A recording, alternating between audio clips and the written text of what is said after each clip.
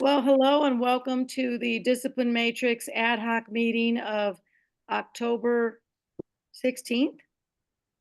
Gee, I don't even know what day it is. Correct. It is a little after 6, and this is our weekly meeting. We expect to be joined by a few other people, but excited to have. Are you lieutenant or deputy chief this week? I am deputy chief this week. Yeah. Okay. So DC Hubbard with us, as well as Vice Chair Garcia Acosta. Um, and we are just going to move forward reviewing where we ended last week with the updates that you were able to provide us so quick with follow up. So Okay. thank you for that. All right. I'm going to just pull up the document that I sent via email and we'll just go through this. And then it concludes with what was asked for last week, which would be a kickoff to where we're at tonight of the top 10 allegations. Yes. All right. So this was, Thank you. of course, these are my notes and what I came up with based on some research. So the first one was, and everyone can see my screen, I hope. Yes. Okay, great. 23424. This is loyalty and esprit de corps. It is what's currently written: the development and maintenance of esprit de corps and loyalty to the department in the city. Just I did some research on this, and I'll go ahead and read this. Commanders are expected to cultivate strong loyalty and unity within the OPD and toward the city they serve. The term esprit de corps refers to a collective morale, pride, and shared purpose among group or organization members. For the OPD, it means fostering a sense of solidarity and pride among officers, creating an environment where everyone feels part of a cohesive and valued team. That sounds great. Let me ask you a question. Who is considered a commander, or are they all? Commanders are, by definition, anyone lieutenant and above. Okay, so there's a distinction basically around someone that primarily does, well, no, sergeant supervised too. Okay, I think it might make sense to clarify, maybe just in paren, lieutenants and above. But why isn't this for everyone? Yeah, and no, I'm glad you asked that because really, and I have to go back to the manual of rules because we have civilian or professional staff managers who are equivalent in rank and authority, but they more manage the professional staff. So they are, I think, are equally responsible for this section. So, and let me know if I'm getting too far out, but I feel like having separate statements for separate, job roles um, does not bring about the cohesion that we're kind of looking for with a team-oriented culture. I think we should say, I mean, isn't everybody considered an officer? We refer to everyone as members now, so it includes Okay. all sworn and professional staff. So can we then change that to members and then just take out lieutenants and above and just say, all members are expected to, or you could say all members of the Oakland Police Department um, right at the beginning where we have commanders, managers. The only challenge with that is this section is under, remember, there's the Oh, command umbrella, and these yes. sections are attached to that. So in theory, if I neglect this, then I, as a leader, can be open to gross dereliction of duty or dereliction of duty, maybe not gross so much, but so Okay. yeah. So So let me ask this, and Ricardo, let me know if you think I'm out of step. That you remember how we kind of decided to keep a notes section somewhere? Um, I think that it makes sense for us to recommend that this language apply to everyone, and that perhaps later down the road, areas where the esprit de corps is referenced or commander language is referenced, that maybe you all could take a look at making one umbrella reference so that everybody understands that it's applicable to all. Thank you. Ricardo, what do you think about that? Yeah, I'm with that. I mean, even as just as simple as applicable to all, and especially with command staff role, I don't know how we, express that, because I do also hear that, for folks that are supervising, it's even a higher standard, right? But if we don't, again, we've crossed this road before, right? And if we're not explicit of like, no, but it's for all, right? Then folks are like, oh, it's just the supervising staff that has to adhere to this, right? Type thing. So I definitely don't want to leave any wiggle room in that. Yeah. And we don't want you, DC, to be exposed, to dereliction, because you don't get all the language from all the other policies and adjust them at the same time. I guess what my question would be is, if this language might be found in 10 other policies, then Yeah. maybe it's an email to the chief saying that we're making this suggestion. We recognize that it means that multiple other policy language needs to be updated as well, and that is our intention, unless, and of course, if he has some, reasoning for leaving it the way it is.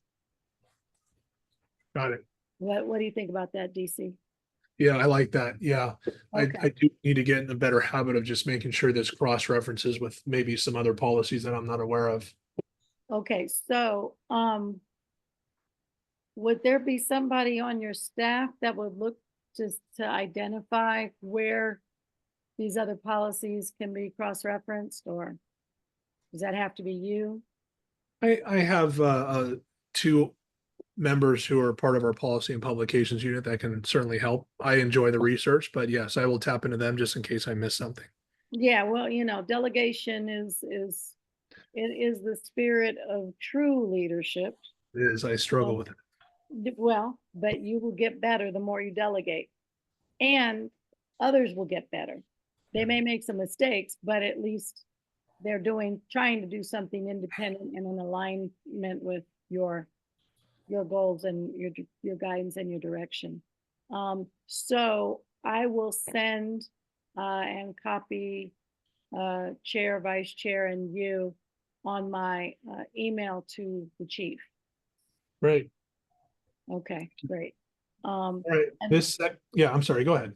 No, my apologies. I just want to make sure that my language is correct, that in our making recommendations to take out commanders, managers, or to basically distinguish between supervisors or higher level supervisors and everybody else, we recognize that multiple other policies may be impacted. And so we will be recommending that the language also be changed or updated in that regard, so that the language is, for all intents and purposes, applicable to all.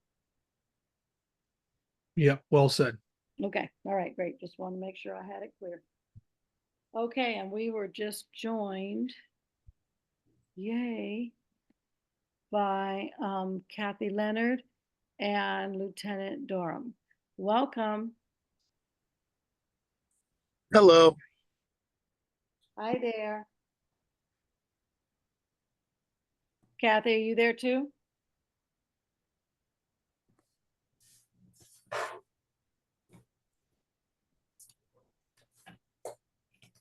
Okay, well, maybe not.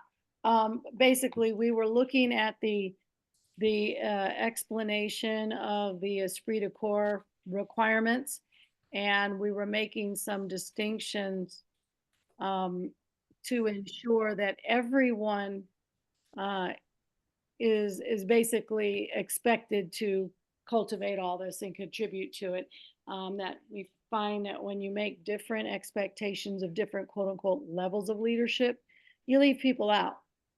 Yep. So I'm going to send an email to the chief letting him know that we have discovered that this language is probably located in several other policies, and that we're going to be recommending that they all get updated to reflect language that speaks to a universal expectation.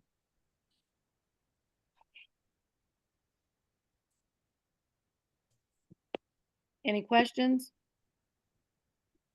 No questions. Okay, Good, great. thank you. All right, this section expands just a little bit more. Commanders, managers are encouraged to actively promote a positive and team-oriented culture, which includes building morale, encouraging motivation, and a positive attitude among officers and staff. This can be through recognizing good work and supporting and encouraging teamwork, creating unity, ensuring all members feel included, respected, and aligned with the department's goals and mission. It's about reducing division and fostering a sense of shared purpose, encouraging loyalty, promoting commitment to the department and its mission. This means cultivating a sense of responsibility and dedication towards the department and the city it serves. These are just my notes. The focus here is on leadership that builds a positive, unified culture where every member is committed to the department's mission and values. The commander needs to actively work on these aspects to maintain the morale and unity within the team, impacting overall effectiveness and satisfaction.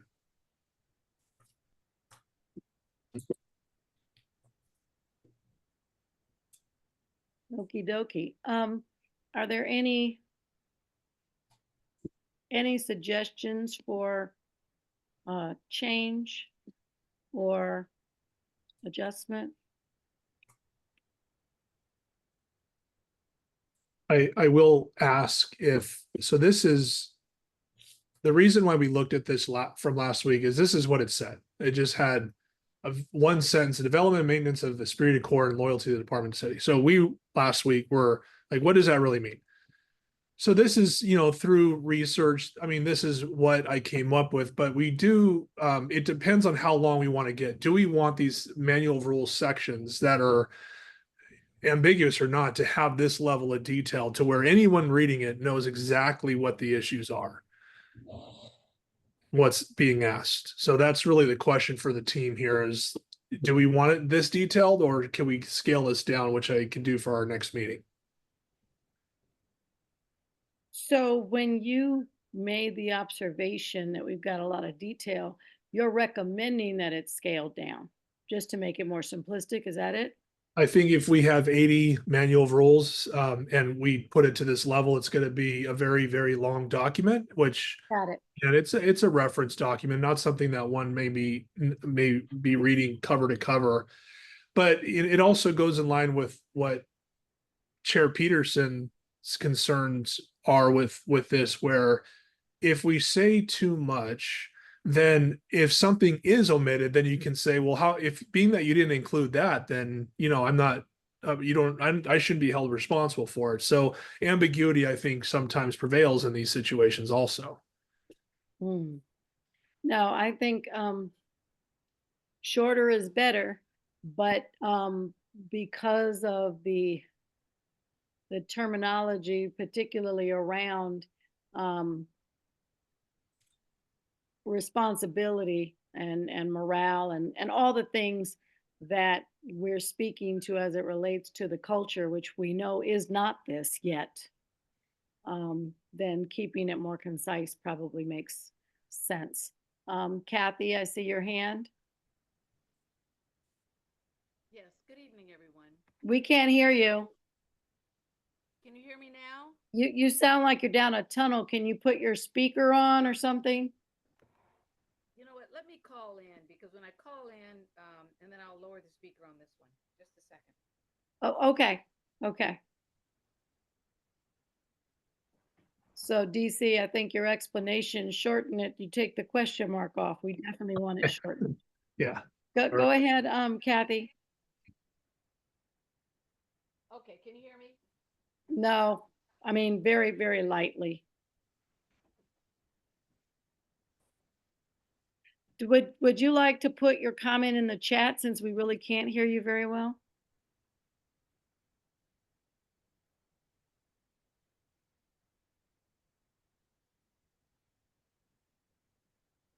I'm muted. That's why I don't think you can hear me. No, we can hear you. It's just really, really soft.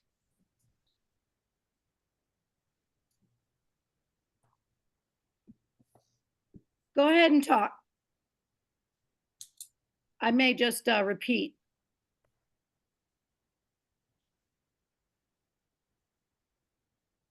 Hello?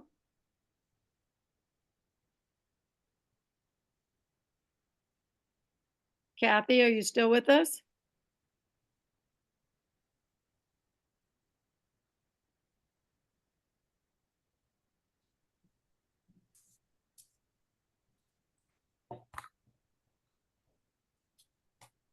Kathy?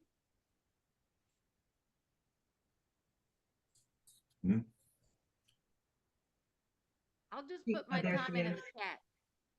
Okay. What you trying to do, Miss Kathy? She just really, her voice was really low, so I was trying to get her to Okay. be louder. All But right. I'm trying to get Chair Peterson in for you too. okay, but if you go ahead and put your comment in the chat, then we can go ahead and address it.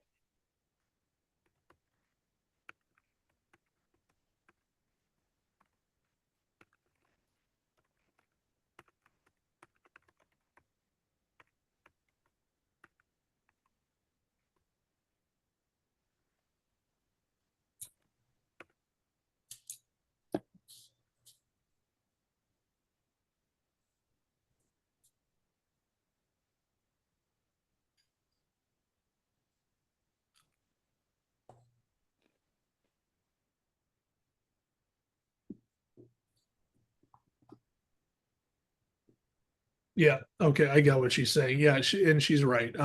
Her comment is it should be general. I misused the word ambiguous. It's general, like more generalized language, not ambiguous. I wanted to be clear on what this is, but we shouldn't have to spell out every possible scenario in this manual of rules. Yeah. Got it. Yeah, thank you for that. Yeah, thank you, Kathy. And I see that we have been joined by Deacon Lyles. Welcome.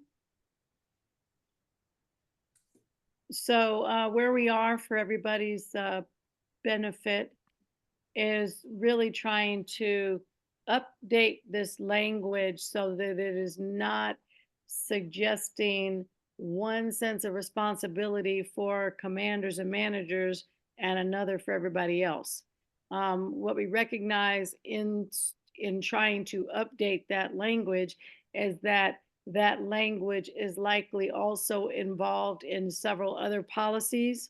So I will be addressing the chief and letting him know that while we're in the midst of doing this, it is our recommendation that this language, particularly around building morale and team building and culture and all that, be applicable to all, and so not be engaged based upon what their position is inside OPD. Any comments? I think Deacon Lyles was not here last week, so he might need me to catch him up on where we're at. Okay, that's fine. Deacon Lyles, do you need some support?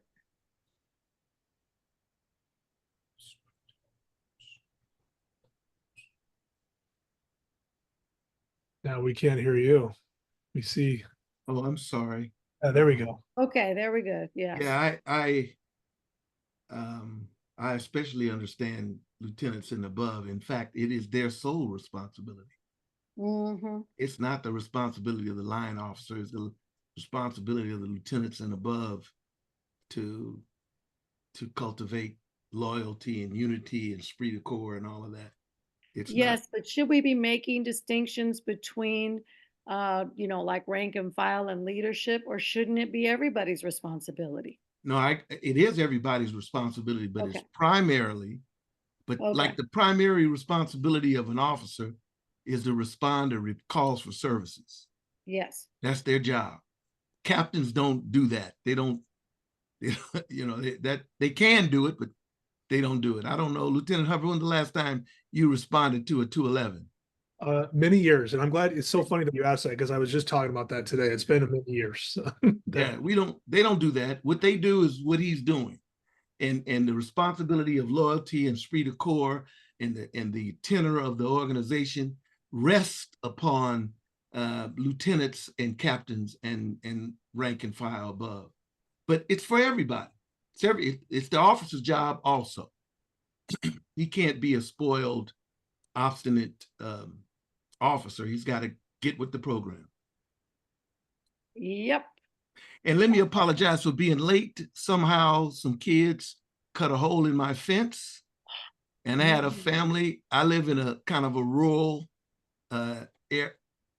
interface, and I had a family of deer in my backyard eating my apple leaves, and they were just having a good time. So Dolores and I, and this is Dolores,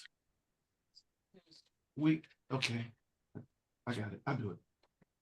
We were out there trying to chase family of deer out of the backyard, and I live on a hillside, so I was running up and down the hill. So I'm in shape, but I cut my leg in the process. So. Oh no! Do you need Yeah. to address? No. It's just a scratch. You know, it's no deal. Okay, Mr. Just a Scratch. Yeah, I got him out. Though. I won this battle. Of course. Look, we didn't expect any less, but you know what? You had to tear yourself up to get to it. Yeah. Hi, everybody. I joined too. This is Marcia.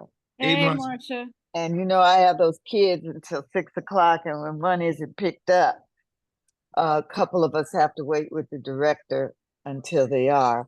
I remember it well. Oh yeah. So Micah, can you send that link to my Gmail? I don't like doing these calls on my phone because I can't see the screen. I did. So check the check your it Gmail, didn't show the Zoom. Okay, let's see. It should be coming from Zoom. Okay. All right, I sent guys. it to both. Do you see it? I do. Thank you. I'll be rejoining on my iPad. My Mac. Okay. Thank I have you. a question. Mm-hmm. Hi, Can you hear me Kathy. better Hi, now? Kathy. Yes, this is great. Hi. Okay, yeah, when I talk on my phone, it's much clearer. So I know that we want loyalty to the department and the city, but you know, there's been some instances in the past where there was loyal to the department to the detriment of the residents of the city. Yeah. So I'm just, you know, I'm not sure how we can word that so that your loyalty doesn't hurt residents. You know, if an officer, and I guess that goes with, you know, with discipline, of course, because if you're being loyal to the department and you know that an officer has done something that he shouldn't have done, are you going to be loyal to the department, you know, through this guy or woman, to the detriment of residents? Yeah, no, that's a good point. Right. You make a great point. I heard you, Deacon. Yeah, what you're describing, I would call a toxic loyalty. Correct. It's to the blue wall or the blue line, or that's not esprit de corps. That's not the ethics of a department. Nothing in any document that I've ever read that talked about the ethics of a police department wants officers to be look the other way, not tell the truth, lie, you know, or to quote Judge Orrick, become impossible to hold anyone accountable. That's not what it's about.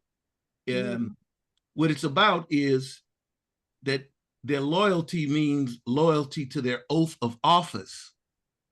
Loyalty I see. To protect and serve. Yes, and loyalty to the Constitution. They take an oath to the Constitution and the laws of the state of California. Not what you're talking about, and what we've experienced in Oakland is a kind of a loyalty that's toxic, that's illegal, that, you know, that they learn at, you know, at bars and in choir practices and in private parties and little cliques that form in an organization. And we have to call that out, and every citizen should understand it, and we ought to have enough courage to call it out when we see it. You know, we've had episode after episode after episode when that reporter was shot in the head by that less than lethal bullet. Yeah. And there must have been, I don't know, 25 or 30 officers there. When they were interviewed, everybody said they didn't see nothing. Yeah. But they were on Broadway in between two big buildings that echoes. And when a shotgun blast goes up, everybody hears it. Right. Mm-hmm. See, that's the kind of loyalty you're talking about, Kathy. And that's what we're trying to fight against.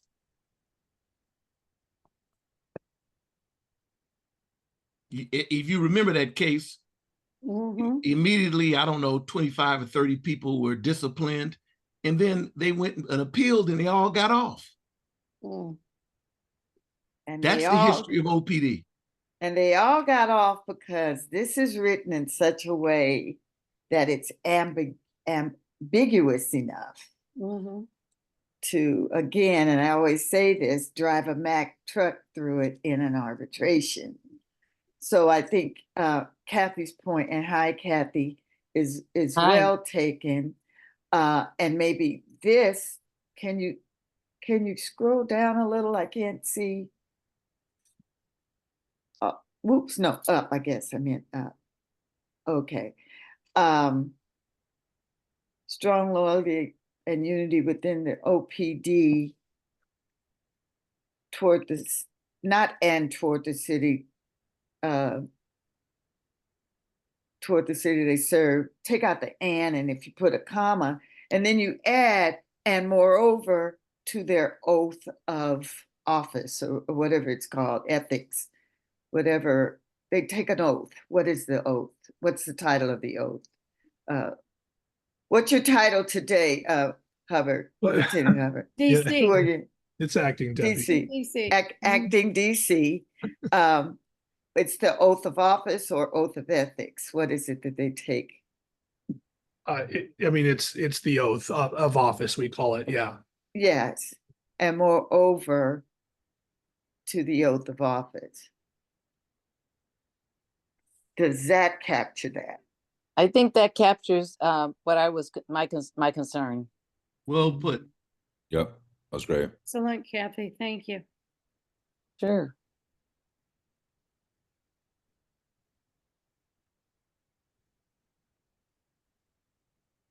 Now, DC Hubbard, is a oath of office pretty boilerplate across all departments, or is Oakland have a unique, something that's kind of unique to Oakland? Because I guess what I'm trying to get at too is also loyalty to like the values and mission of the OPD as well, right? And that kind of goes a little bit beyond in terms of how we do things here in Oakland, and not just a general oath of office.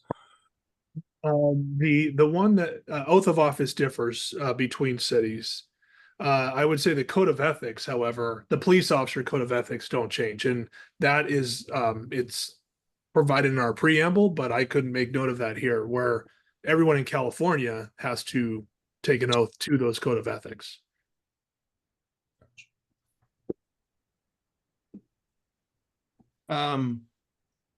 Here's an example. I, and then they say the name, do solemnly swear or affirm that I will support and defend the Constitution of the United States, the Constitution of the State of California against all enemies, foreign and domestic, and I will bear true faith and allegiance to the Constitution of the United States.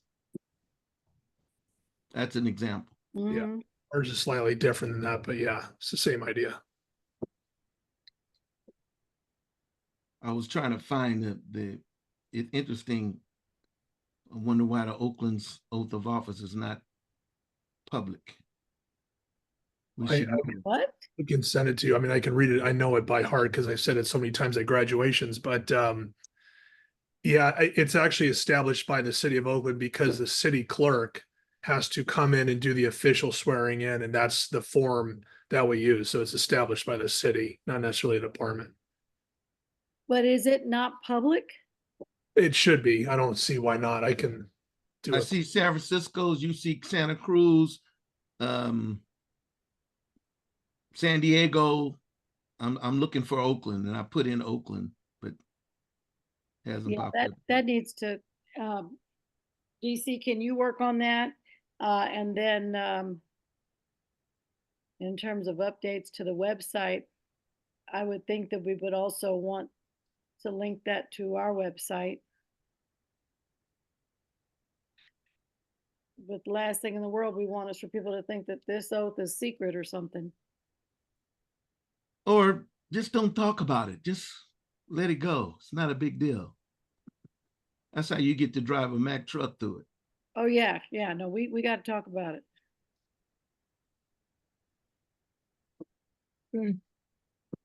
Yeah. And for the benefit of all of you, I am going to be working with you, Chair, or I'm going to send you language for us to send the racial profiling information to post in DOJ and all that. I haven't gotten that done, and I plan to get it done. When you say chair, you mean Ricardo. Nope, I'm talking to you. Oh, snap. We're still in our We have 24 hours left, my love. In fact, that is they correct. had cashed me out of my exchange email What? last Friday. Although Yeah. we Yeah. got that fixed though, so you have access. Wait That's a minute. fixed We now. got that fixed today on Wednesday and giving me Oh. 24 hours to Wait, get some. who did that to you? That's No. good to know. No, the password. It was password. We have to Oh, reset her password. password. Okay. Don't let her tell you that. No problem. Yeah, Reset but her no, I password. shouldn't have been it. How did I all of a It's- sudden need to enter a password? Okay, so we're gonna get back on track, but you and I will talk offline, and ultimately Michael will send these letters out on our behalf. So that won't be tomorrow, since you guys will both be out at a funeral, but it'll be the next day. But I want to make sure that you have it. Okay. We are no longer effective tomorrow after tomorrow. I'm clear that she can still handle putting it on the letterhead and sending it out. And I'll make sure it gets done. I'll work with Mike on that. Just tell me what you need and it'll get done. I appreciate that. Thank you.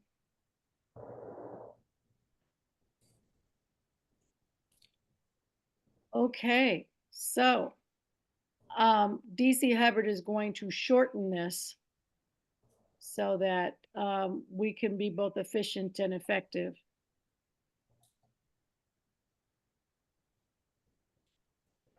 Okay.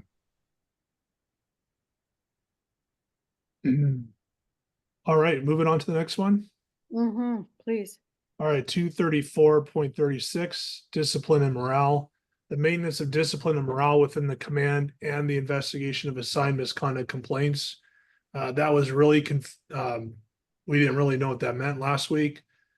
Just did some research, requires commanding officers to ensure discipline and morale are maintained within their unit and to investigate any assigned misconduct complaints thoroughly. The focus here is twofold. So the first one is maintaining discipline. Commanders must ensure that officers adhere to the department's rules, policy, and standards of conduct. This means addressing behavior that doesn't align with those standards and providing clear guidance and consequences when necessary. And then the second one is investigating misconduct complaints. When a complaint is made against a member, the commander is responsible for conducting a fair and thorough investigation into the matter, ensuring that the process is unbiased and based on concrete evidence. Objective evidence is required to support any conclusions or actions taken. This emphasizes the need for fairness and transparency, ensuring that decisions are based on clear, verifiable facts rather than interpretations or subjective judgments. Oh, Kathy's hand is up in the air. Okay, so who does the commander report to ensure that he or she is investigating misconduct complaints?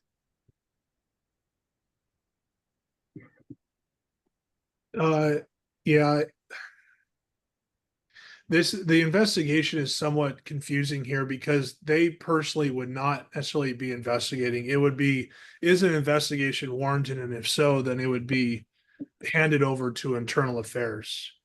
How we determine whether a commander is doing this in our investigations, we do, let's say it's against a particular officer, there is a section in every investigation where we then assess whether the supervisor and commander withheld information or should be also responsible for their role in the misconduct, either explicitly like involved or not reporting it as policy requires.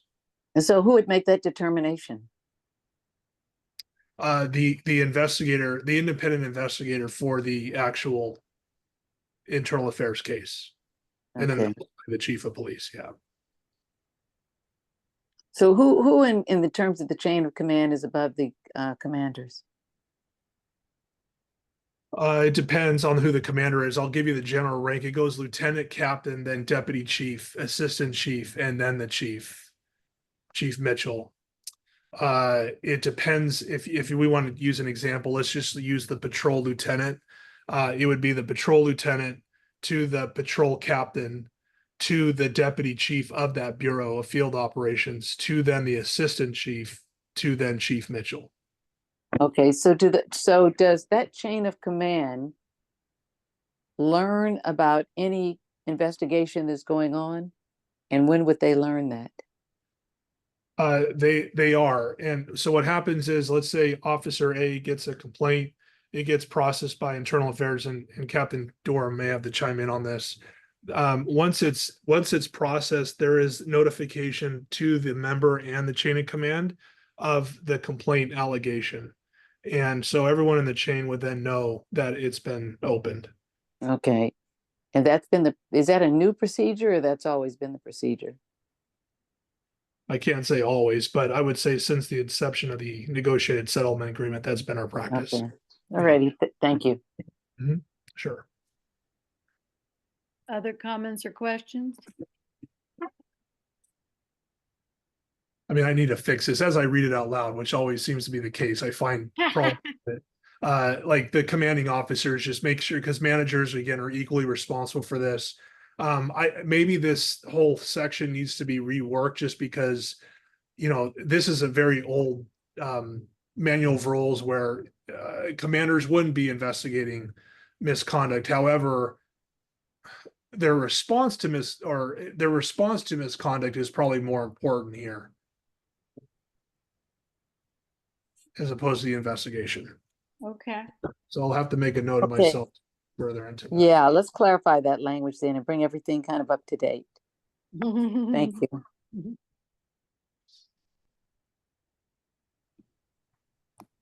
Anybody else have a comment?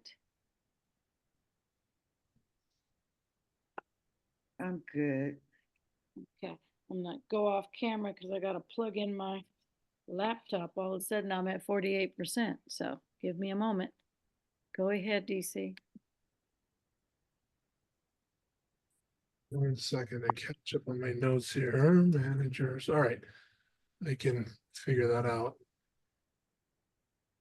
Okay, so this is the most confusing one that we looked at last week. 234-48 interdivisional action. This says a promotion of harmony and cooperation with other units of the department, initiation of proper action in cases not regularly assigned to his or her command when delay necessary to inform the proper unit might result in a failure to perform a police duty. That's exactly how it's written. We were very confused by it. So here's a revised statement of it. A commanding officer must promote teamwork and effective communication with other units in the department.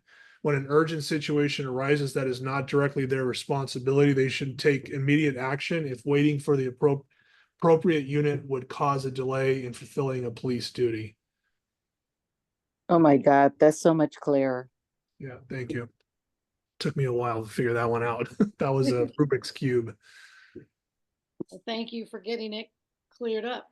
Yeah, and I'll just give you an example because I know we talked about this last week and I couldn't think of one, but sometimes, like in any organization, there's a lot of selfishness. So let's say that patrol is really short on bodies, and they call me in the morning and they say, hey, I need an officer out here to staff a beat, and I have one. One, I should not stand in the way of that request because their needs are greater than mine because it's a field operation. But also, they should feel empowered by this section to tell the officer, hey, I need you right now, versus waiting for me to respond to a text, phone call, or email, maybe authorizing it. So that's an example of what we might see regularly, where we have to pull resources from other units, and just because it's really an emergency, or could be an emergency if we don't. So, but I do have an explanation just in case there's further clarification needed. This means that commanding officers should build good working relationships with other parts of the department. Suppose an urgent issue needs to be addressed immediately and waiting for the proper unit would slow things down. In that case, the commanding officer should step in temporarily to ensure the department's responsibilities are met immediately.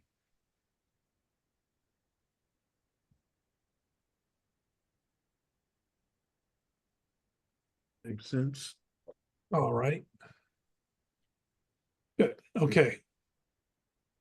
234.96 maintenance. Ensure that quarters, equipment, supplies, and material assigned to his/her command are correctly used and maintained. That's how it's written now. Here's the amendment that I wrote. Commanding officers must ensure that all facilities, equipment, supplies, and materials under their command are used properly, maintained in good condition, and are not altered in any way that compromises its intended function.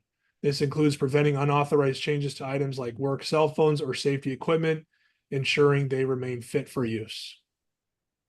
So the onus is on the commanding officer. How does the commanding officer ensure? Is there an inspection on a regular basis?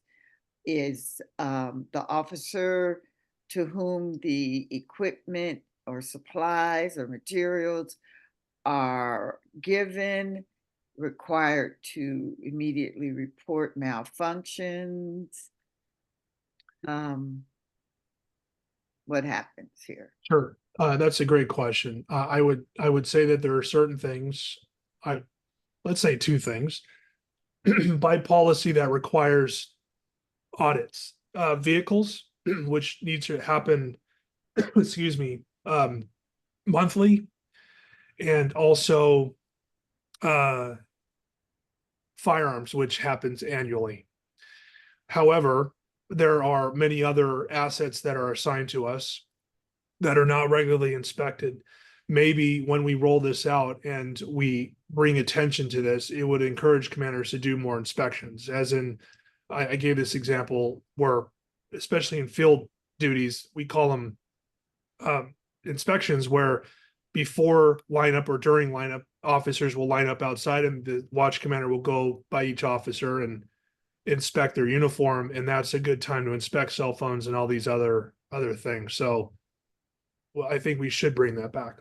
Excuse me. Okay.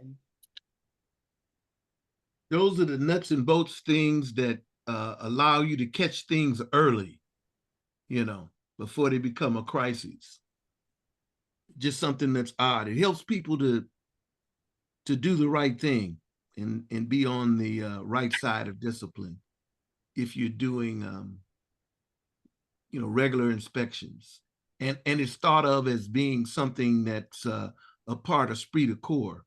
It's a part of being loyal, allowing yourself to be inspected. In fact, if you feel insulted because somebody's looking through your briefcase or your locker or something like that, then you have a loyalty issue. So do you want to incorporate that language somewhere in this section?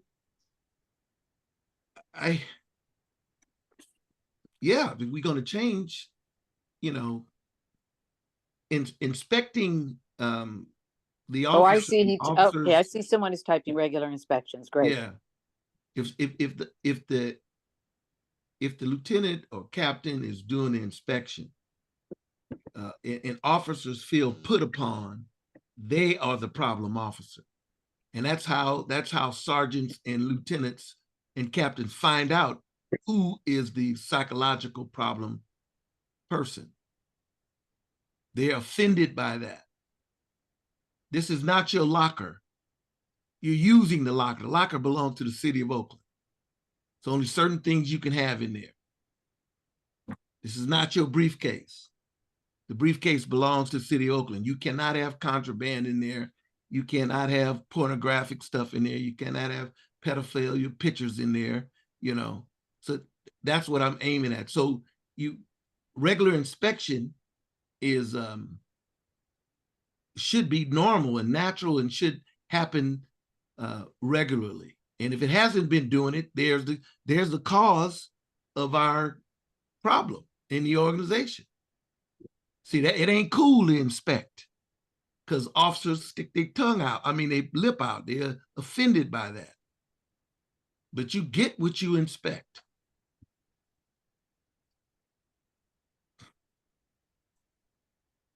I will certainly add that. It goes both ways too, where sometimes officers, employees are afraid to, if something's not working properly, to bring it to, and regular inspections allow us to replace things as needed. So people have, precisely. Yeah. Precisely. You got a radio that's malfunctioning, and this one is always malfunctioning. You need to get rid of it for somebody to get hurt. Yeah. Okay, I'll elaborate more on that. And then I have an explanation. This rule requires a commanding officer to oversee the upkeep and proper use of all resources and assets assigned to their unit, including proper usage, ensuring members use facilities, equipment, and materials as intended without misuse or neglect, maintenance, keeping all resources in good working order, such as ensuring regular upkeep of vehicles, safety equipment, and electronic devices. And then no authorized alterations, preventing members from making unauthorized modifications to work issued items, like changing the configuration of a work cell phone or altering safety equipment, which could impair their effectiveness or compromise safety. So that's the explanation behind this.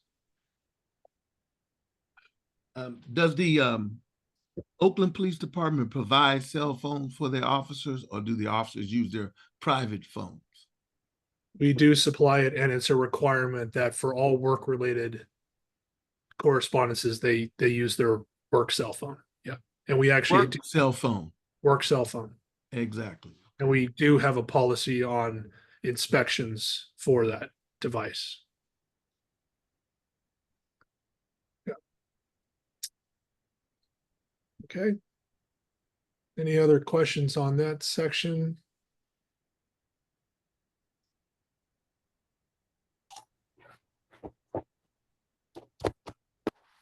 All right, 23484 reports and records, preparation and or review of required correspondences, reports, and maintenance of records relating to the activities of his or her command.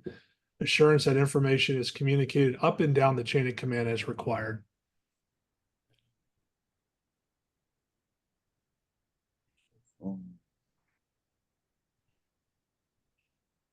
Let me look at my notes. I forgot why I posted this.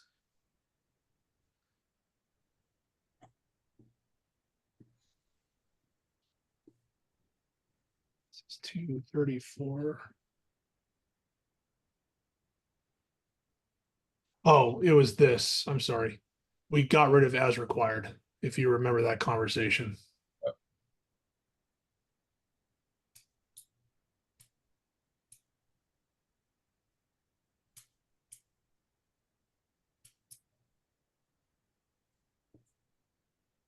Any questions on this section? Yeah, why did you strike as required? That was a discussion last week. I think we are challenging Commissioner Peters, and I think you said it better than what I'm probably going to explain it, that the as required can be challenged. I was like, what do you mean as required, as opposed to assurance that information is communicated up and down the chain of command, period. Right, because as required means somebody is using subjectivity. Okay. And I guess you got to spell out as required too. What does that mean? Right. So that's one of those, you can interpret it any way you want because it's ambiguous as to what as required means. I should actually cross references to see if there is an as required policy that backs that up. And if so, that as required per general order so and so, but I did not look that up, but I will. Yeah, but I think this is the problem. You guys try to define everything in the universe, and everything in the universe cannot be defined. Correct. You're gonna miss something somewhere. Yeah. And in your effort to do that, you create avenues for Mack trucks. You know what, Marcia, I think before you leave, you should dedicate that to our commission legacy memory. The Mack truck effect. Yeah, yeah, that's right. Okay, we ended with this last week. This is regarding department property and equipment. Members and employees are responsible for the proper care of department property and equipment assigned to or used by them the following May. So this is what we stopped with last week, and we considered changing this to shall subject the responsible individual to reimbursement charges and or appropriate disciplinary actions to the extent allowed by the law.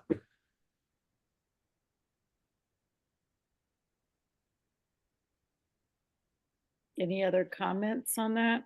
More changes necessary?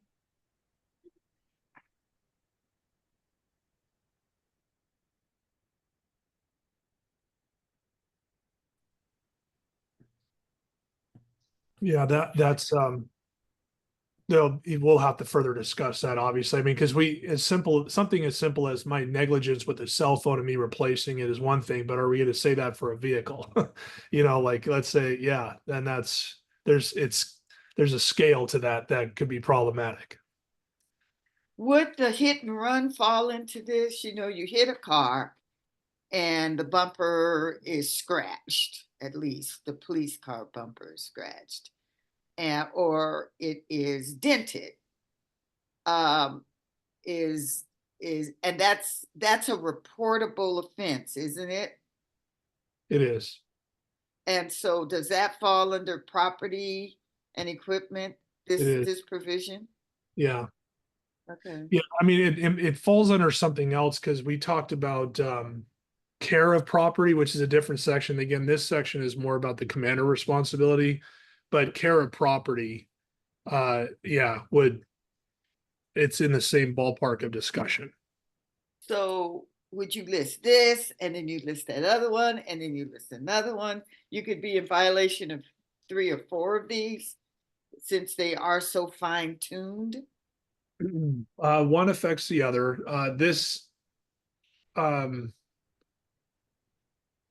Yeah, I mean, care of property, I think is more applicable in considering what we're talking about now.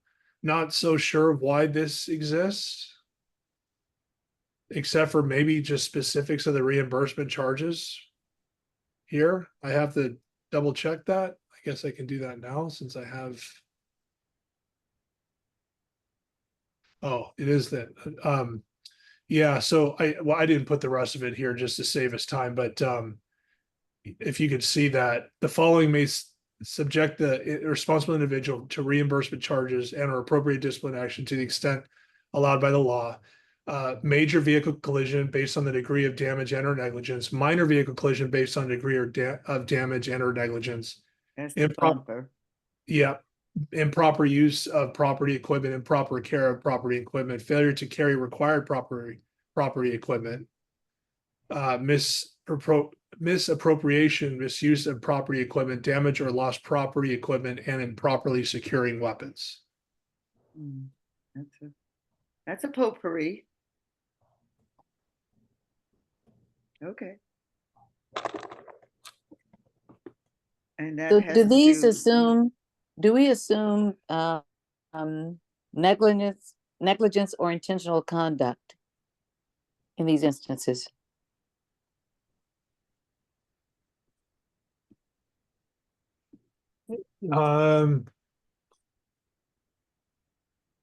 For instance, if you're intentionally trying to ram a suspect's car, how would that fit within this section in terms of reimbursement? Yeah,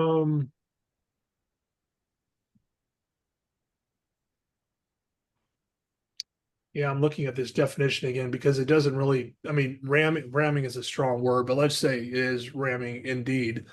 And our pursuit intervention policy does not allow for it, then yes, I would say it falls under this, sure. So in that instance, the offending officer would have to reimburse the city? Well, I think we're hung up on the word may versus shall. So right now it says may. And if we got to change it to shall, then this, that there would have to be followed through with it, Yeah, but the thing I'm worried about is if you use the word may, I guarantee you 9 times out of 10, there was no reimbursement by the officer.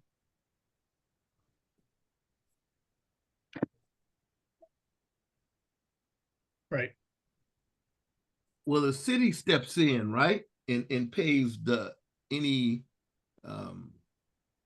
obligation that an individual officer may have. At least right, but do they pay for intentional conduct? Oh yeah. When you sue an officer for doing something that's negative, it's been the practice, even if they have been trained, it's been the practice of the city of Oakland to pay for any of its officers' actions. Right. So shouldn't Now, that officer the law have to doesn't support reimburse? that. The law doesn't support that because if the officer's been trained on something and not doing something, they can be held personally responsible, punitively responsible. But Oakland steps in and pays all damages. No, yes, I agree with that. But I guess my question is, does the city then seek reimbursement from the offending officer? No. See, that's a problem if it's intentional conduct. Yeah. And I remember I think officers would be a little more careful if they thought some intentional conduct would lead to them having to reimburse the city. And I'm thinking just first about the accident where the officer fled the scene. Oh, but no, that was his own. No, that was a company car, right? Was that a city car he was in, or his own personal vehicle? Own car. Okay, so when he shot a gun in the elevator, I'm sure the elevator was damaged. That's intentional conduct. So the city sure is going to pay to fix the bullet hole, but do they then turn to the officer and say, you know what, this is intentional conduct, and you're going to have to reimburse the city? I'll let Lieutenant Hubbard respond to that. I felt the same way you felt, and I'm of the belief that OPD has never, the city of Oakland has never made officers pay anything, regardless of their actions. Right, and that's why the word may is troubling to me. So, DC, would you like to respond? Yeah, well, to answer the question, I don't know of any particular cases where the officer has paid. We'll keep it as simple as that. Yeah. Okay, so if you know of none, that probably means there is none. So while I recognize that ultimately this policy language will have to be vetted through OCA and perhaps the unions, I think it might make sense for a line or two to say that in egregious cases where the officer has been is complicit in damaging equipment, they shall be found they shall be required to reimburse the city. Okay, so who decides what's egregious? And what was the other words you used? So when you start using words like that, you're setting yourself up.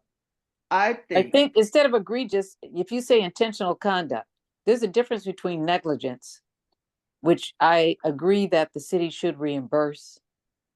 The city should pay out and the officer should not have to reimburse.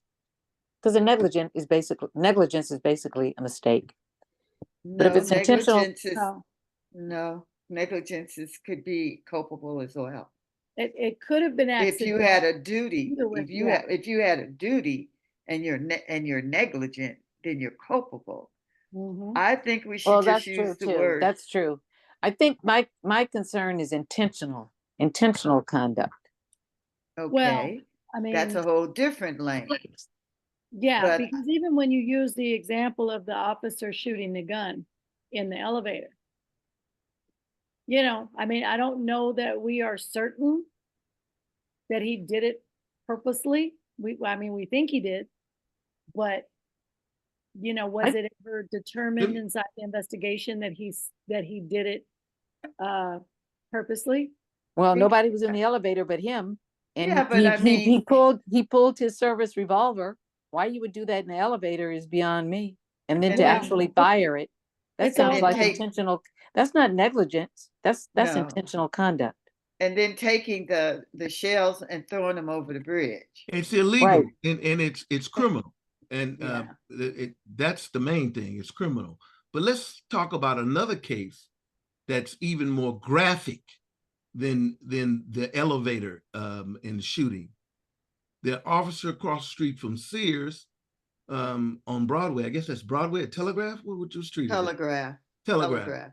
And at around noontime, pulls over a person he suspects to be a criminal and blah blah blah, whatever, drug dealer, and in the car is parked next to the sidewalk, and the passenger door is open, and in that passenger door, he tells the guy to pull down his pants so he can Ew. search for contraband.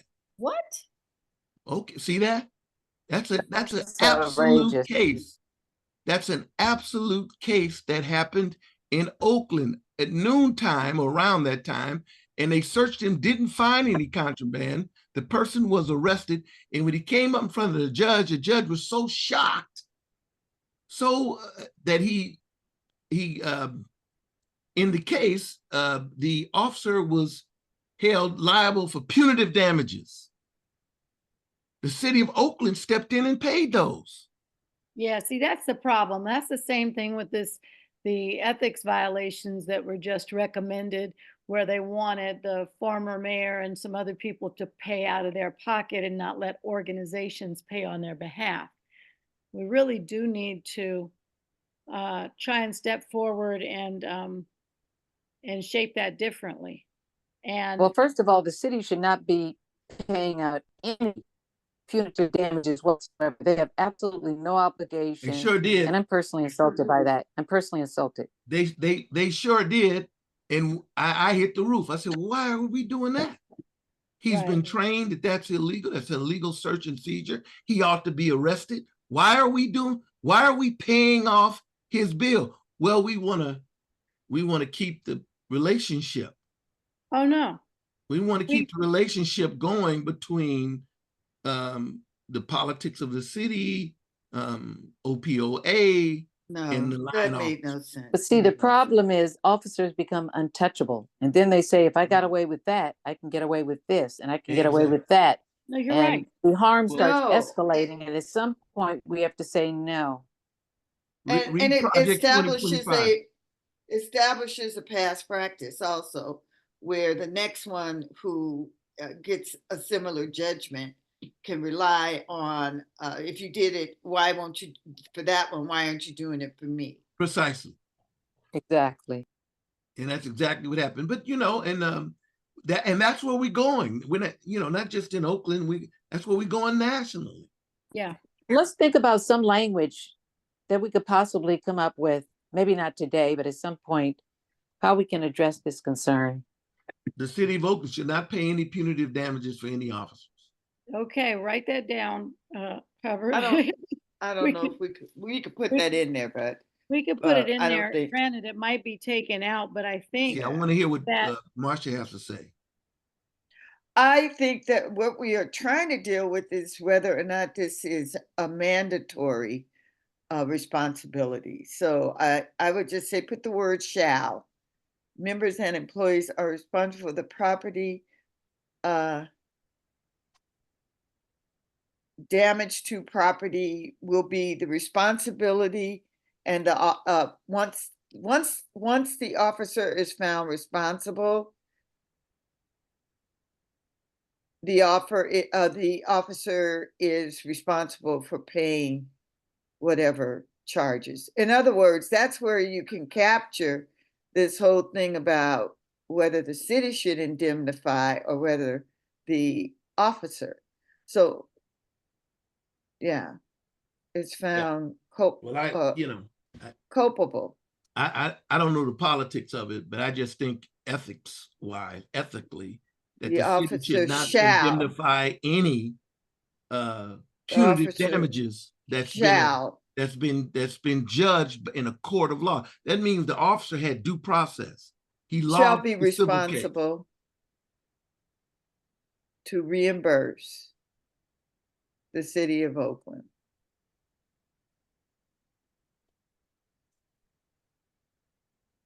And that's how you capture, I think, all of this that we're talking about. Yeah, I just can't imagine, you know, I've worked for companies and I can imagine as much as my employers liked me and liked the quality of my work, that if I did something intentional, they would say, and I was found, you know, while on the job even, and I was Civilly. subjected to punitive damages that they would pay for. It was like, Kathy, that's on you. We love you, but hey, we're not going to assume that responsibility, Yeah.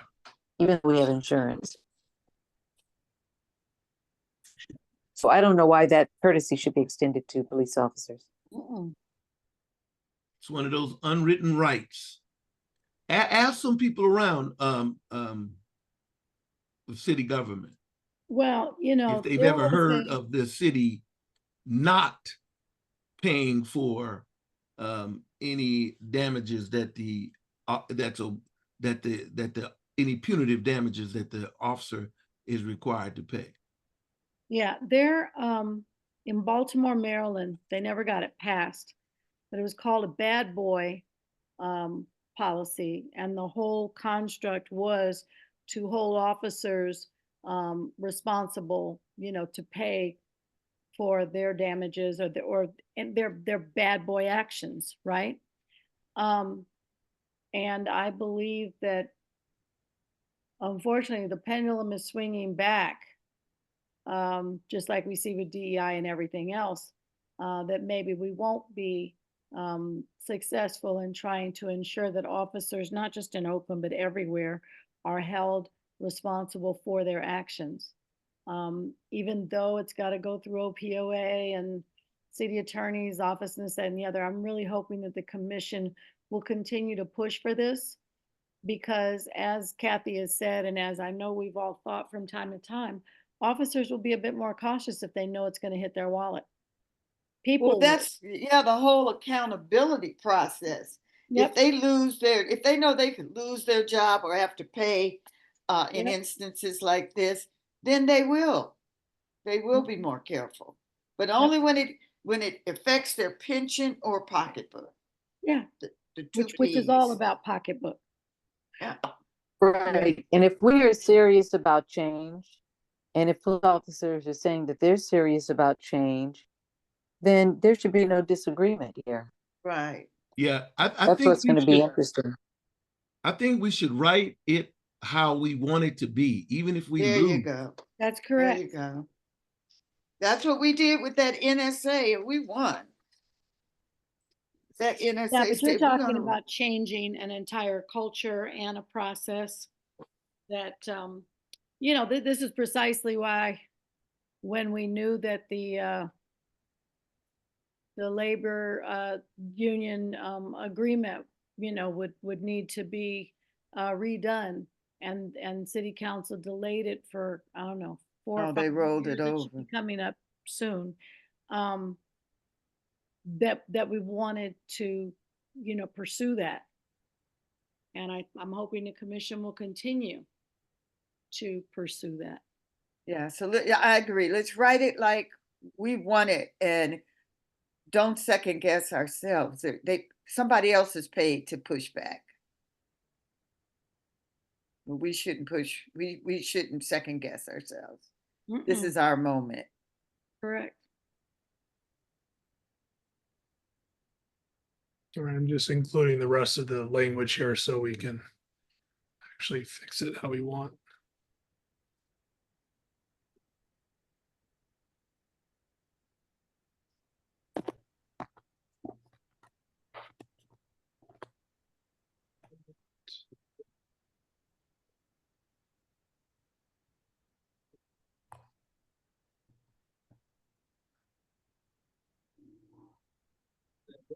There's the last section of that after they list. It says, in the event that department property is found bearing evidence of damage that has not been reported, it shall constitute presumptive evidence that the last person using the property or vehicle was responsible. Well, I like that. Therefore, then you say, therefore, it will be the officer's responsibility to reimburse the city for that damage or something like that. Well, I think responsible will take us back up to the first paragraph. Yeah, whatever officer is found culpable, it should cover that. If the officer is found culpable, the officer shall be responsible to reimburse the city of Oakland. So that is that officer who will last use the property. Because that's all under this rubric, right? Department property and equipment. It's, Yep. yeah, 342. I think it's okay. Go down. What did you want to add, Regina? Let's see. I think it's kind of redundant. Okay, I just feel like. Oh, unless you want to just Fair use enough. the word culpable. Let's see. The just last person using the property or vehicle was culpable. Is the culpable officer, something like that. Since we use culpable above, will be found culpable. Will be considered culpable.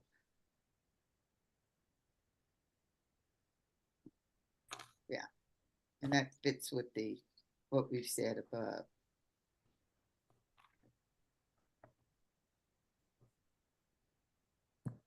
So that sets us up for there are subsections under this. Under 342, there's 1, 2, 3, 4, 5 subsections.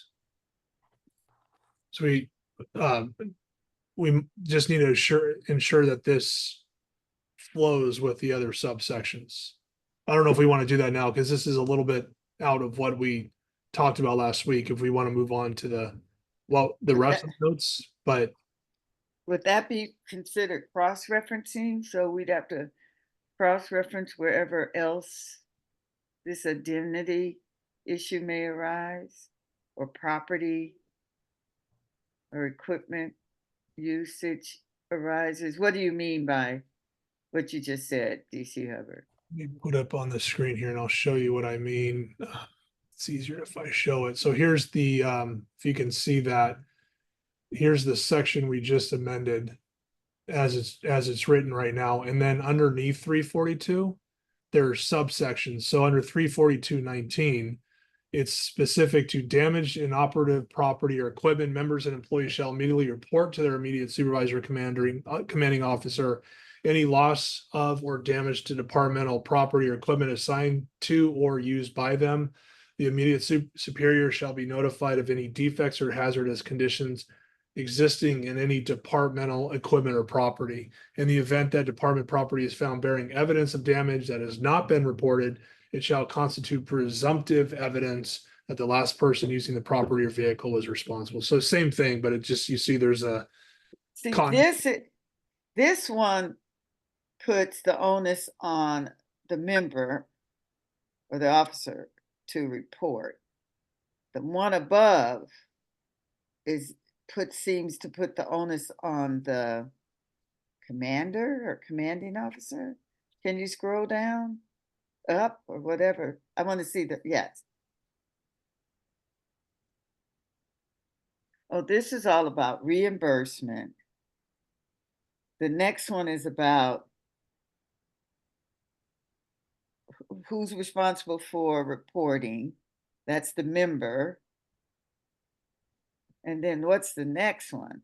Yeah, the best way I can describe this is like Here's like the general theme of 342, which is Department of Equipment. And hey, if you don't follow any of these rules, then you can be susceptible to discipline, including what we're saying reimbursement, right, to the city. Right. It goes into like subsections that defines it more. So 342-57, care of City of Oakland, I'm sorry, care of city or department buildings, members and employees shall not mar, mark, or deface any surface in any city or department building.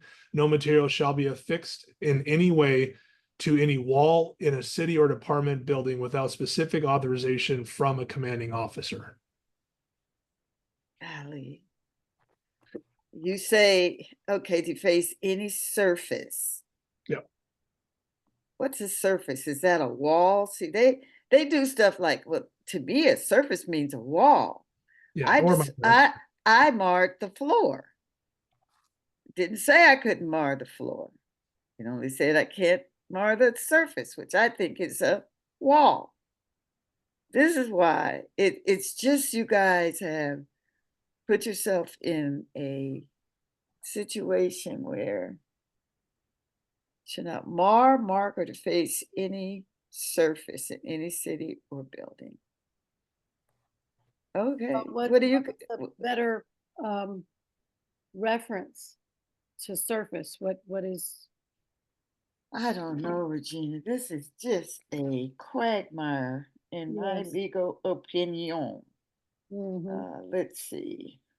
I can research that and I can develop that more. I have no problem doing that. I mean, to me, it's more than just a surface. It's something that's owned by the city. So my desk, for example, that's owned by the city. If I want to say Brian is here or was here for that's defacing it. And, or put even something as simple as putting a bumper sticker on my locker, that's technically defacing, even though it may be able to be taken off, but still it doesn't qualify that. It's like, I can't do that. Yeah. So when you have surface, do you have to define what a surface is? I don't know. When you can say, nobody said I couldn't pay out of my personal funds. That wasn't written in there. It wasn't written anywhere. And you got this long laundry list of all the things that can't be done. That's why I have a little bit of angst about a lot of this. Yeah. So right now we are almost at 7:30. Ricardo, I know that you need to go. And I will finish out the meeting so you can handle your other responsibilities at NACO. Okay, here's what is the multiple meaning of surface? The outer face, outside, or exterior boundary of a thing, outermost or uppermost layer or area. So when you start talking about surface, I honestly, I'm sorry, DC Hubbard. It's just, it bothers me. Maybe I shouldn't be so bothered, but. Well, like you said, you can't define everything. Yeah. So I don't think this particular issue is the hill we should die on. We should do the best we can, keep moving, and let's go tackle some of them hard ones. Yeah. See, in any wall, but what if it is on the desk? What if it's on, like, I got all kind of stickers on the outside of that's why I'm computer. saying you should define surface, but maybe they have wall. They have mentioned wall though in the next sentence. Why wall? Why is it not desk? Why is it not my computer? I have all sorts of stickers on the back of my computer. When I open it, you see all sorts of messages: fight, hate, resist, organize, vote. So I don't know. You just said surface. You didn't say I couldn't have it on my locker. Well, the bigger problem is not just the interpretation of the definition, but the enforcement of the action.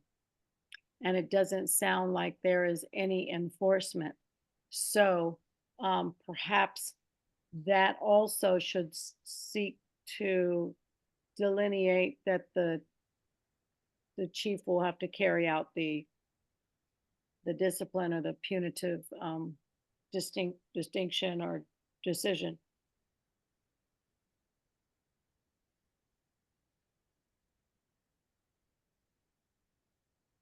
Well, I mean, the fact that surface is confusing just jumps off the page, and it's worth, I think, me, just researching it more and see what I can find. I have no problem doing that, and I also like to look at best practices. I'm sure many departments also in the private sector have a policy that's similar to what we're saying here. I don't think anyone can just walk into the Clorox building and do whatever they want. So that's, Okay. yeah. Do you want me to get their policy?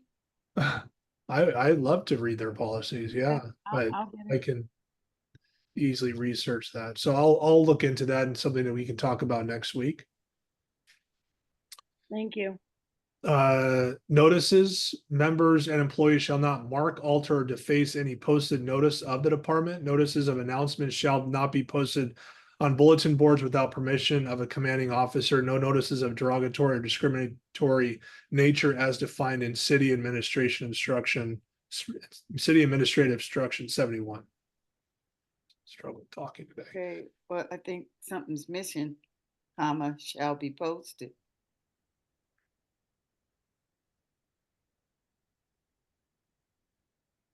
No notices of a derogatory or discriminatory nature as defined in City Administrative Instruction 71 shall be posted.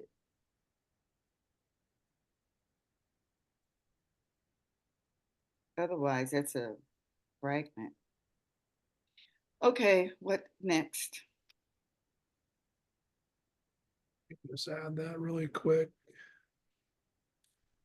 Department vehicles use. Members and employees shall not use any departmental vehicle without the permission of a commanding officer.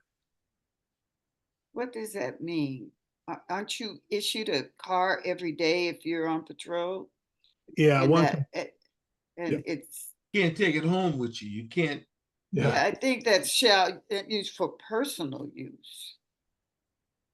But otherwise, that's assumed that you're using the patrol car with the permission of a commanding officer, isn't it?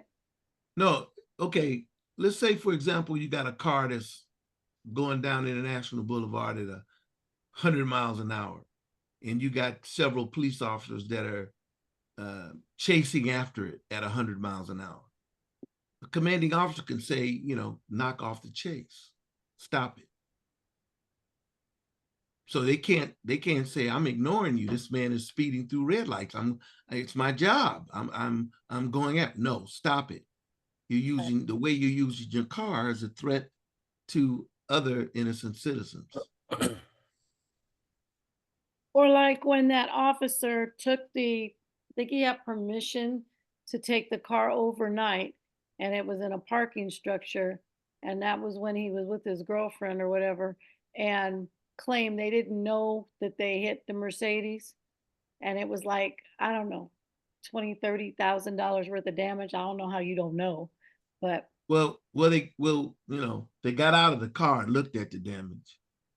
So they No, got they a video of them out of the car looking at it. Oh, was it a video, or Yeah. did they did not? They No.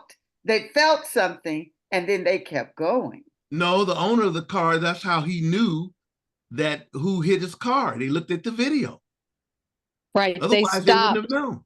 The video showed that they hit the car and then they stopped. You see their tail lights come on. And I guess they're talking about what they should do, and then they end up taking off. Yeah, they never got out. No, who said that? I That's saw how they the knew never that- got that's it. how they I knew saw she the was there. video. I saw the video. You saw the They video? didn't- and Yeah. that they never got out. They felt something. They said something to each other. They Okay. stopped. They knew they had done something had happened. Then I stand corrected and apologize. Yeah, no, I that's was not led to nothing. believe that's how they knew that she was staying with him. No, that's not how they found that out. They just saw them it's wheeling. also messy and it without any integrity, not an ounce. They saw them rolling their suitcases to the car and putting them in the suitcases in the car together. Right. And that's Okay. how they knew And they they were saw that on the together. video. They saw that That's on the video. Okay, well, I'm Yeah. half right. You're half right, yeah. Yeah, That's because all right. I know they saw her. And Yeah, that's how they figured saw out her. what the deal was. Yeah, they were getting ready to get out of town. And But the other thing, they the other felt thing that was, the other thing that was horrible is apparently her father and her grandfather, I believe, were police officers, and her name was never revealed. And Yeah, she said she didn't know what happened, and she should have been disciplined. Yep. Yeah. She was a have mercy. subject and then she was turned into just a witness. Mm-hmm. So Isn't that a coinkydink? yeah, yeah. Well, it's because of this Mack truck phenomenon. But when I get back to it, you don't even have to prove that it happened. But if you did, there is no enforcement in place to hold somebody accountable. Again, but let's get back to this. Members and employees shall not use any department vehicle without the permission of a commanding officer. I guess that's a generic statement because every day you get in a patrol car, presumptively at the permission, with the permission or direction of your commanding officer. I think when there must be something about misusing it in terms of not so much the pursuit policy, because you're already presumably in the car or using the car, and they can direct how you use the car, but you're not allowed to use the car for private and personal purposes, like going and stopping and picking up your kid from daycare or something like that. That's just one phase of it. They're taking you. Let's say you are investigating some criminal offense, and you have in your wisdom that the suspect lives in Emeryville, so you're gonna drive over to Emeryville without permission, like off your beat, and your beat is somewhere in deep East Oakland, but you're gonna drive all the way to Emeryville to do this without any permission. That's also a part of that. Hey, you can't just go in and do anything you want without asking us, without letting us know what you're doing and where you are. Okay, so this is generic then. This is just generic. I don't have a problem with it if it's just generic. Yes. Okay. Yeah, I think it falls under this though. So remember, we're under the umbrella of departmental property and equipment. Improper use of property and equipment. It probably speaks to that, and also this section too. Okay. It definitely needs to be elaborated, but I think the examples are great of just like, oh, my personal car's in the body shop. Let me just go grab an OPD vehicle for the week to help me out. Right. Commander authorization, who would never authorize that, then that would fall under this section. It's a misuse. DC Hubbard, is that only for like car vehicles? I know last week we talked about the boat incident and the use of the boat, and then I can imagine there's other moving vehicles. It's not just patrol cars. Certainly. Yeah. I mean, certainly. Great question. I think that falls under property and equipment, boats, drones, anything in its liking. Sure.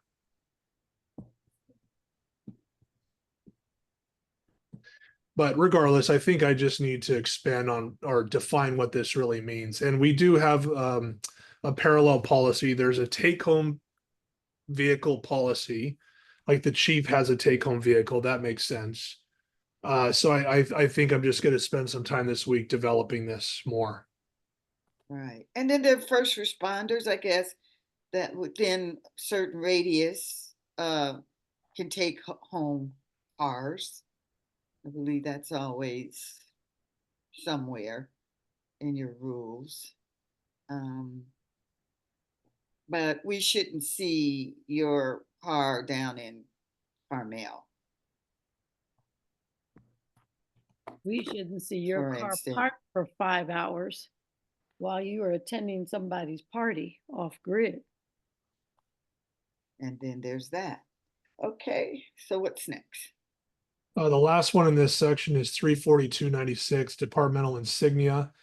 Neither the departmental insignia nor any representation of the official departmental insignia, star or cap shield may be reproduced in any manner or on any item without the authorization of the chief of police.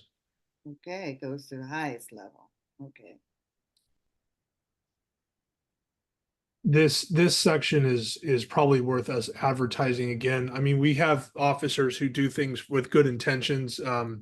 Breast Cancer Awareness Month, for example, we have an officer who reproduces pink shirts with the OPD emblem Logo. on there, but you know, she gets authorization from the chief of police. But it's easy. Let's say that I have a group of friends. I was like, oh, I want to give you Christmas gifts. Let me just reproduce an OPD shirt, and it could say a bunch of nonsense on there that doesn't reflect our values. That's really what this section's about, is like, no, there, you know, this, it's a brand, but it's moreover, like, you can bring disrepute by what you produce. That is true. I belong to an organization, you can wear its pin, but not in conjunction with any other pin. Yeah. You know, don't associate us outside of how we want to be associated with our permission. So this is good. What's next? That is it for that section of what we talked about last week. I know I have a lot of work to do on that. Let me pull my notes back up here. I think we got about 20 more minutes. I'm wondering if this might be a good place to stop. If maybe if I can just finish off what we talked about last week, and Oh, because yeah, I didn't, absolutely. yeah, just for those who missed it. We talked about a wellness meeting. So we have our vision system, which is a way for supervisors and commanders to document meetings that we have with subordinates, good and bad. We talked about having a wellness meeting option within vision. So let's say that an officer is, we use the example of tardiness.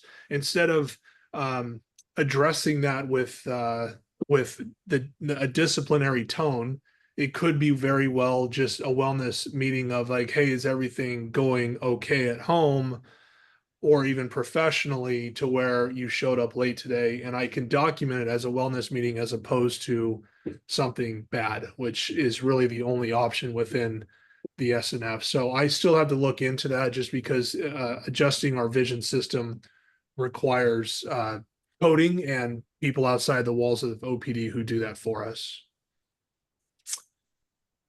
We also talked about members acknowledging all supervisory notes files. We find that important because I can easily bully someone by giving them a bunch of negative SNFs without any recourse. They can offer a rebuttal within it, but it can get lost.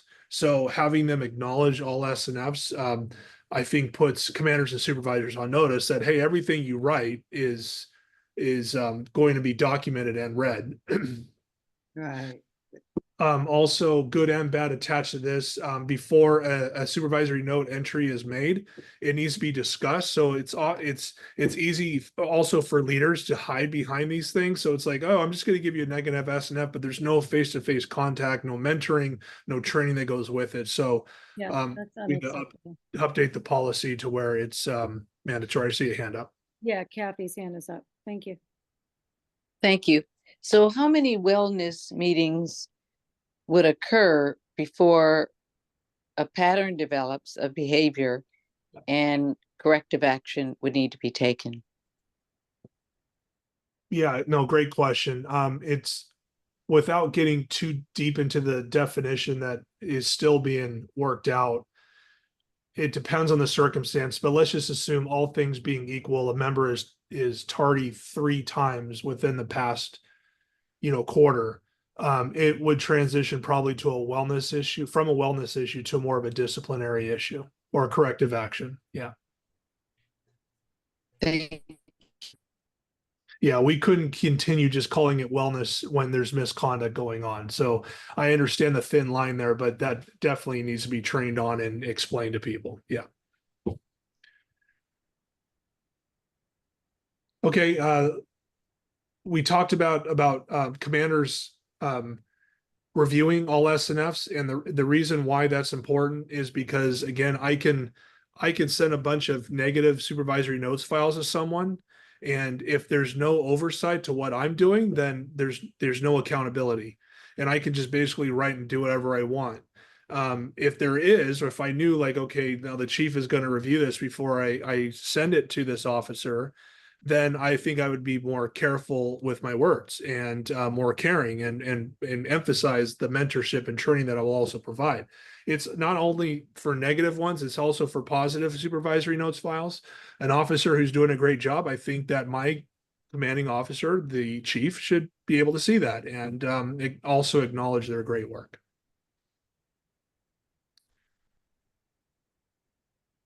Yep, and that's it. Those are my notes from last week. I know we ran out of time today, but I did provide in the email the top violations. There are 9 of them. Yes. So maybe if we get through what I corrected for today, then we can jump into these next week. I think that sounds like a good plan. Kathy, is your hand still up or newly up?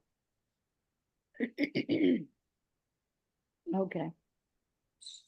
So given that recommendation, DC Hubbard, we're going to close out our meeting and pick it back up next week. Is that correct? I'll be here. And we so appreciate it. Thank you. I won't be on next week. I'll be out of the country. Well, good for you. All right. Have a good time. Safe travels. For everyone else, thank you for joining us. And we'll be here next Wednesday, same bat channel. Okay. Thank you, everyone. Good Have a luck, great everyone. rest of the week. Thank you. Thank you. Thank you. Bye-bye. Appreciate y'all. Take care. Thank you.